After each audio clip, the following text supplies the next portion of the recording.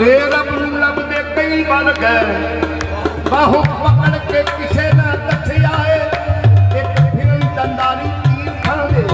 कोठा पाप के ओकी दे भी न मथियाए बलहार जाए सखी से फुला मूरी दे जिन्हें बोल उठा के दथियाए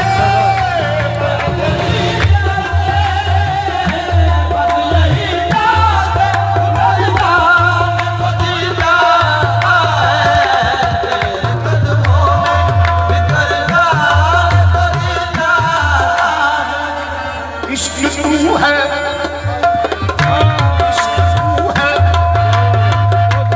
मेरी रज़ा तू है इश्क तू है सखी के फुला मूरी इश्क तू है